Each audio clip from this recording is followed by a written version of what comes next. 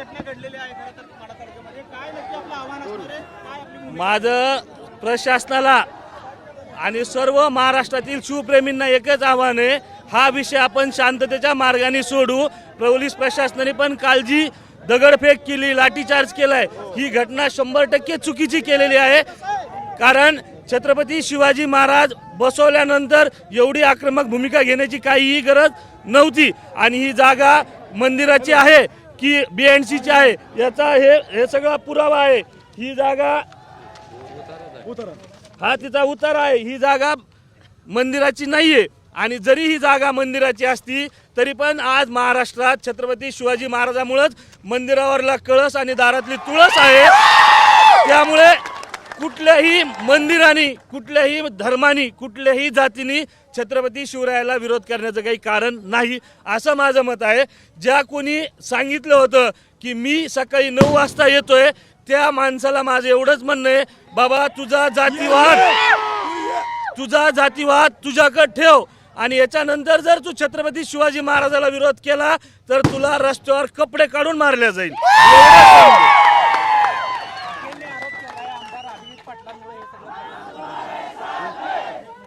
हे बघा, कुठल्या आमदाराच्या सांगण्यावरून आणि कुठल्या नेत्याच्या सांगण्यावरून आम्ही काम करत नाही. आमचा इतिहास बघा, गेल्या 2 वर्षात 570 छत्रपती शिवाजी महाराजाचे आणि सर्व महापुरुषांचे स्मारक बसवले, एकटे छत्रपती शिवरायांचे नाही.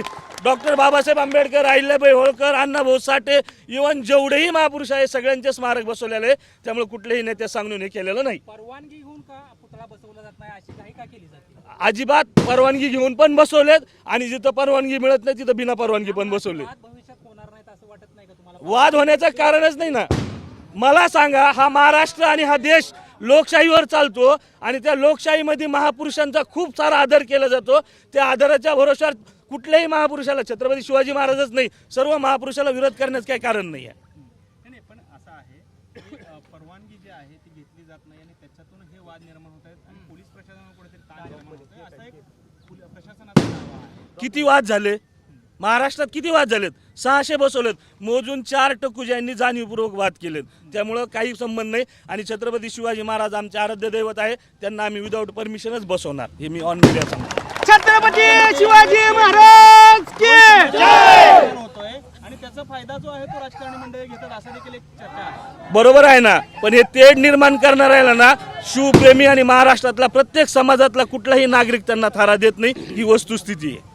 यापुढे आपण अशा पद्धतीने राज्यभरात पुतळे बसवत राहणार. हा 100% कुठेही थांबणार नाही कार्य, असेच बसवत राहणार. प्रत्येक गावात ऐका, स्वराज्यातल्या प्रत्येक गावात छत्रपतीचा पुतळा बसाय पाहिजे का नको? प्रत्येक गावात एक पुतळा असाय पाहिजे ना. ज्या गावात छत्रपतीच्या घोड्याच्या टापानी माती पवित्र झाली त्या गावात छत्रपतीचा पुतळा बसवण्यासाठी आणि ही महाराष्ट्राची अस्मिता टिकवण्यासाठी सबंध महाराष्ट्रातल्या तरुणांनी, इथं जातीचा विषय नाही आणि धर्माचा बी नाही, आम्ही धर्म म्हणून हिंदू आहे. आम्हाला खिलोबाच्या यात्रा आम्ही आरती करतोय. हाकेच्या अंतरावर असणारा हा सगळा समाज, पण हाके काय करतोय महाराष्ट्रात? ऐका, इथं जाती व्यवस्थेचा, धर्म व्यवस्थेचा विषय नाही.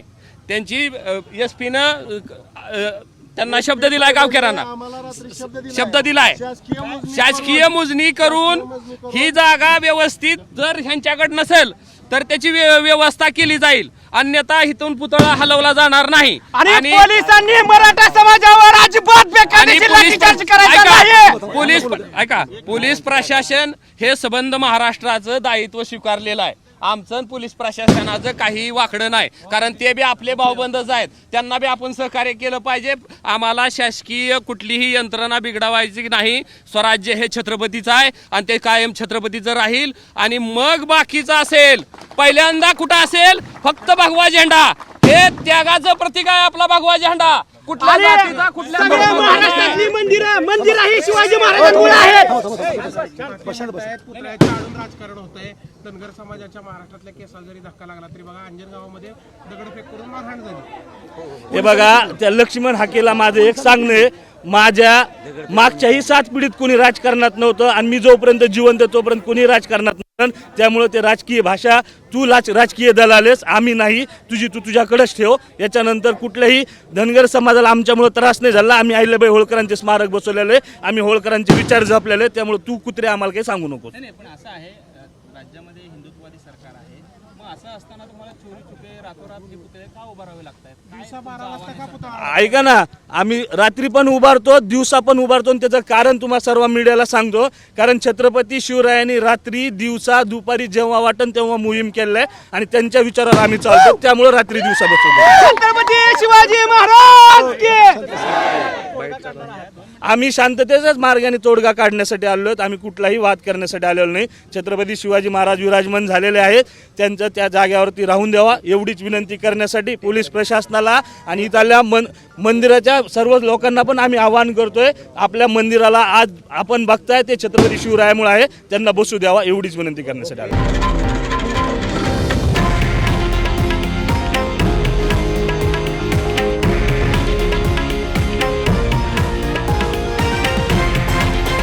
हे आहे देशातील नंबर 1 न्यूज नेटवर्क आणि आपण पाहत आहात TV9 मराठी, एकमेव.